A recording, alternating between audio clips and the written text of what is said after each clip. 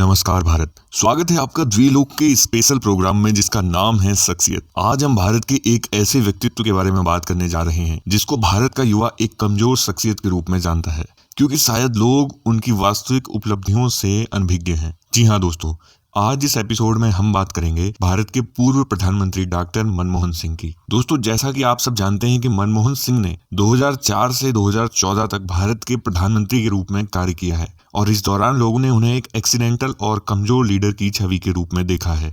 लेकिन आज हम आपको बताने वाले हैं कि मनमोहन सिंह का प्रधानमंत्री बनने से पूर्व देश के आर्थिक विकास में क्या योगदान रहा है।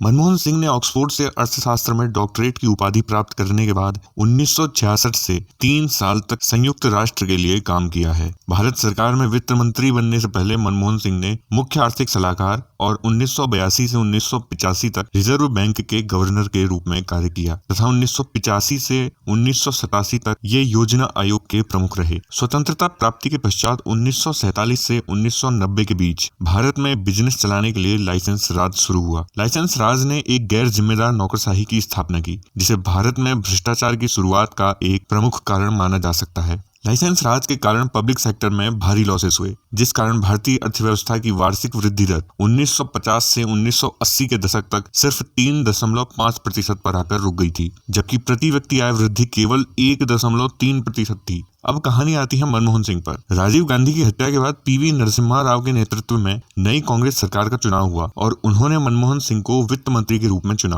मनमोहन सिंह ने सबसे पहले 18 को छोड़कर बाकी सभी उद्योगों के लिए लाइसेंसिंग प्रतिबंधों को हटाकर लाइसेंस राज को खत्म कर दिया। तकनीकी प्रगति को प्रोत्साहित करने के लिए विदेशी टेक्नोलॉजी के लिए सरकार की मंजूरी की पुरानी नीति को खत्म कर दिया गया। इसी बीच मनमोहन सिंह ने एक नए बजट पर काम किया, जिसे युगीन बजट के रूप में जाना जाता है। उन्होंने रुपये की वैल्यू को डॉलर के कंपैरिजन में 19% तक गिरा दिया ताकि एक्सपोर्ट को बढ़ावा मिल सके और विदेशी निवेश में वृद्धि हो। उस समय भारत के पास केवल 3 हफ्तों के इंपोर्ट के लायक विदेशी मुद्रा भंडार मौजूद था और एकमात्र सहारा बचा था गोल्ड। दोस्तों, विदेशी मुद्रा को भरने के लिए IMF के साथ डील की गई तथा यूनियन बैंक ऑफ स्विट्जरलैंड के पास 20 टन सोना तथा बैंक ऑफ इंग्लैंड और बैंक ऑफ जापान के पास 47 टन सोना गिरवी रखना पड़ा। इस 47 टन सोने को फिजिकली भारत से इंग्लैंड एयरलिफ्ट किया गया था। इसके बदले में भारत को 405 मिलियन डॉलर मिलने थे।